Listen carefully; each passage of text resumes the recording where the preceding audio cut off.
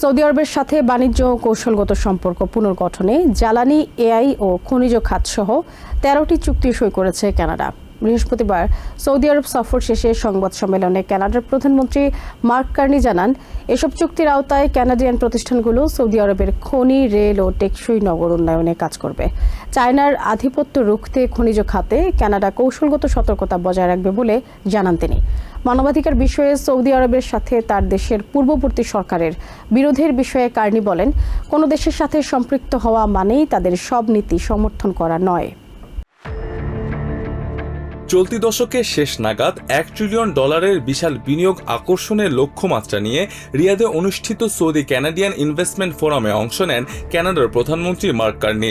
সেখানে সৌদি আরবকে উপসাগরীয় অঞ্চলে কানাডার দ্বিতীয় বৃহত্তম বাণিজ্য অংশীদার উল্লেখ করে কার্নি বলেন, দুই দেশের বাণিজ্যিক সম্পর্কের সম্ভাবনা এখনো পুরোপুরি উন্মোচিত হয়নি।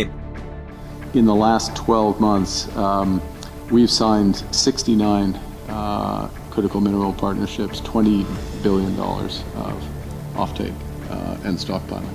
আমেরিকার বাইরে অন্য দেশে রপ্তানি দ্বিগুণ করার প্রত্যয় জানিয়ে তিনি বলেন, 20 বছরের মধ্যে সর্বোচ্চ সরাসরি বৈদেশিক বিনিয়োগের সুবাদে কানাডা এখন বিশ্বের সবচেয়ে আকর্ষণীয় অবকাঠামো বিনিয়োগ গন্তব্য।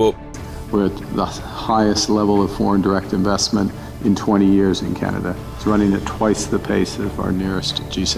ফোরামে কানাডাকে স্বাগত জানিয়ে সৌদি বিনিয়োগ মন্ত্রী ফাহাদ বিন আব্দুল জলিল আল সাইফ বলেন, এই সফরে দুই দেশের সম্পর্কে নতুন গতি আনবে।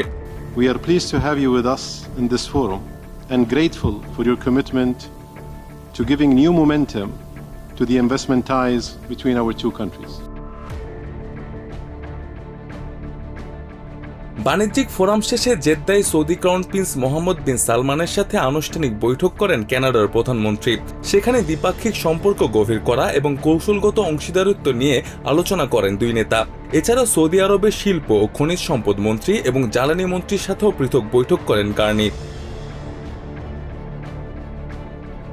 সফর শেষে এক সংবাদ সম্মেলনে কানাডার প্রধানমন্ত্রী জানান, দুই দেশের মধ্যে শিক্ষা, জ্বালানি, অবকাঠামো, কৃত্রিম বুদ্ধিমত্তা এবং খনিজ সম্পদ সহ বিভিন্ন গুরুত্বপূর্ণ খাতে 13টি নতুন বাণিজ্যিক চুক্তি সই হয়েছে।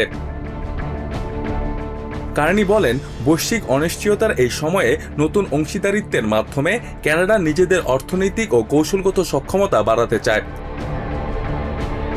প্রধানমন্ত্রী জানান, এই চুক্তিগুলোর আওতায় কানাডিয়ান প্রতিষ্ঠানগুলো সৌদি আরবের খনি, রেল ও টেকসই নগর উন্নয়ন ছাড়াও দেশটির বিভিন্ন খাতে দক্ষ জনবল তৈরিতেও কাজ করবে।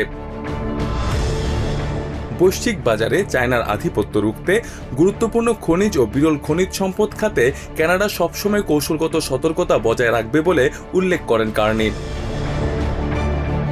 মানবাধিকার বিষয়ে সৌদি আরবের সাথে কানাডার পূর্ববর্তী সরকারের প্রকাশ্য বিরোধের নীতি পরিবর্তনের বিষয়ে সাংবাদিকদের প্রশ্নে কার্নি বলেন, কোনো দেশের সাথে সম্পৃক্ত হওয়া মানেই তাদের সব নীতিকে সমর্থন করা নয়। এদিকে আমেরিকার সঙ্গে চলমান দ্বিপাক্ষিক বাণিজ্যিক আলোচনা নিয়ে এক প্রশ্নে কার্নি বলেন, আলোচনার অগ্রগতির বিষয়ে সময়মতো জানানো হবে। গুরুতর সব আলোচনার বাইরে নেটো শীর্ষ সম্মেলনে তুর্কির প্রেসিডেন্ট রেসেপ তাইপ এরদোয়ানের দেয়া উপহার নিয়ে রসিকতা করেন mark Carney. Struck me that my gift of maple syrup kind of undermatched the whatever it was, 357 caliber or whatever. Mostafa Ashikin Abir, TVN 24 news desk. New York থেকে সম্প্রচারিত TVN 24 টেলিভিশন বিশ্বজুড়ে বাঙালির কণ্ঠস্বর।